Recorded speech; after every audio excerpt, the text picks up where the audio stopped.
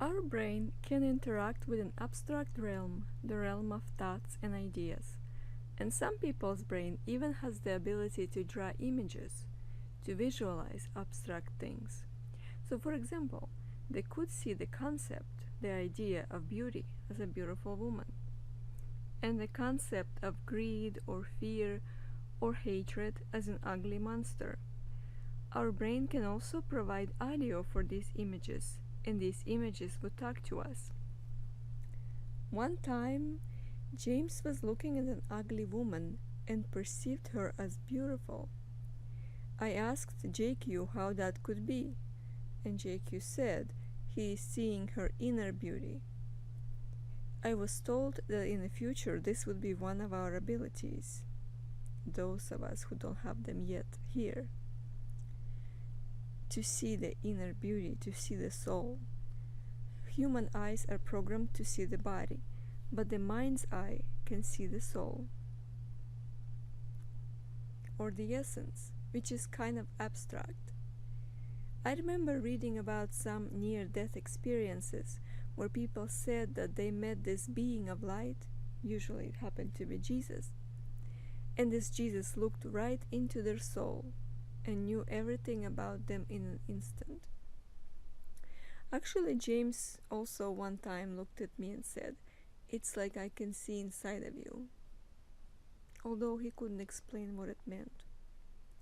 One time he said, "When I look at you at this moment, it's like you're oozing sweetness. I see sweetness." People see auras around people. I believe it has something to do with people's ability to visualize abstract things. Well, an aura is basically a brain's way to visualize consciousness.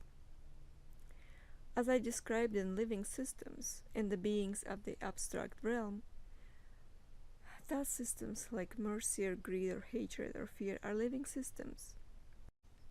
And our brain interacts with these living systems because our brain is a living system also.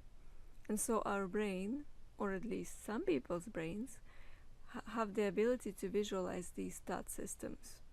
People believe that angels and demons are spirits. And they are real. And they are. Just not exactly in the way that people are picturing them. But what is real and what is not real, and what is alive and not alive? Those are difficult subjects which people don't quite understand yet. So from some perspective, more things are real and alive than people think. And from another perspective, less things are real and alive than people think. It just depends on your definition of real and alive. Abstract affects the physical. If someone tells you something bad, you could feel cold or sick to your stomach, or you could feel like someone punched you, or you could have a heart attack, or your blood pressure could go way up. On the other hand, some other words could make you healthier. They say laughter is good for you, for example. So, if something makes you smile, it's good for your physical health. Ideas also can give you physical energy. It's like when you're out of ideas or desire to do something, you feel tired, like you can't move, can't do anything. But then you think of something exciting to do and you jump up and run to do it, as though you just received some energy. But what is the difference between physical and mental? All the physical sensations we feel them because we were programmed to feel them. In other words, our brain has a set of mental instructions which it follows to create what we perceive as physical sensations. It's just a perception. Another set of mental instructions would make us feel something else about the same thing. For example, we are programmed to perceive that the wall is solid and we can't come through it. But we could also be programmed to perceive that the wall is not there, and then we would walk right through it. We are programmed to perceive that something hurts, but we know that some people's program is different and they can't feel pain. Or in the case of a phantom leg syndrome, some people feel pain where there is no body. There is not supposed to be any pain, and yet they feel it. So it's a program. It's not real in a way that we think. But then it is real because we feel it, and whatever we feel, we call real. Some people see hallucinations. So, are they real or not real? They can touch, they can interact with them. So, why are they not real? Maybe only because others can't see or interact with them.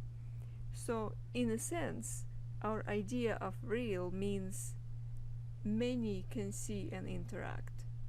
And if only one can, then it becomes not real. In other words, whatever we can perceive with collective consciousness, all of us, that is real. And whatever is perceived only by one person, that is not real. We get excited about certain body parts because our mental instructions tell us to do so. We could just as well get excited about seeing someone's tail instead of those other body parts, if our program was modified. And in fact, it's kind of shown in the way that some people have fetishes and get excited about the weird things, or at least those things that most of us don't get excited about. So it's all a matter of programming, and some people are programmed to see the abstract things and visualize them and create audio for them, and so they see bad ideas as monsters and good ideas as beautiful angels.